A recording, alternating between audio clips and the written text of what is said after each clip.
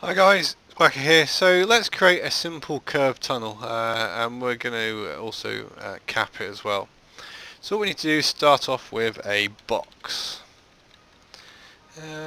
So I'm just going to duplicate this and replicate what I'm doing. So here we go. We're going to drag that upwards and there we go. There is a box shape, but we need to make it hollow. So we're going to selection, select inside, selection and CSG hollow.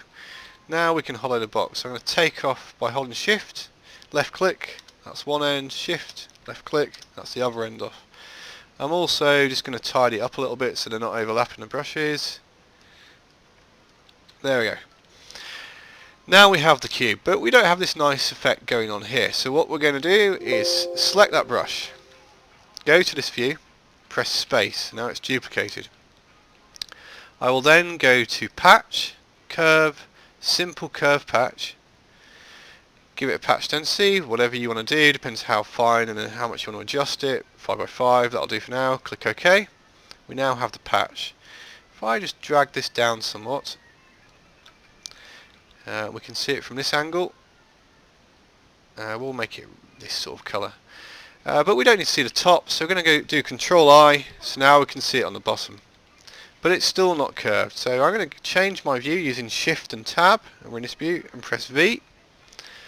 And we'll just start giving it a bit more of a curved look. So there we go, now we have the curved patch.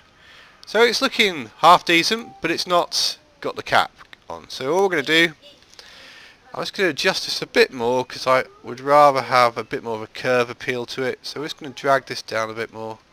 We can fine tune with the other bits, but there we go. So there we have kind of a curve going on.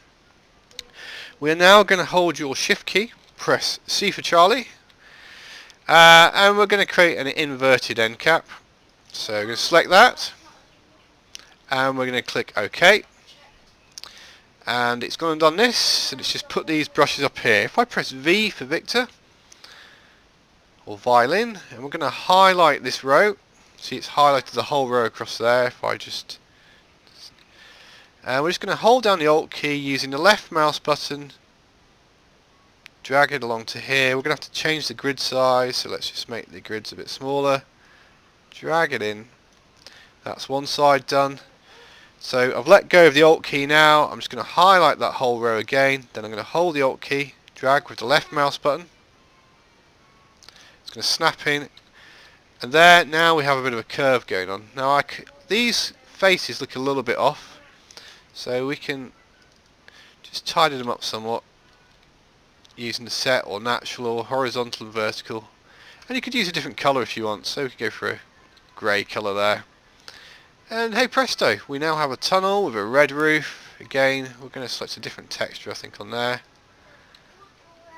And it's fixed things. If you have problems with the way the brushes look, just choose the patch texture and how you want it to work and find one that works for you and fits nicely. But that's a very, very simple tunnel with a small curved roof. And it looks a lot nicer than a boring square box.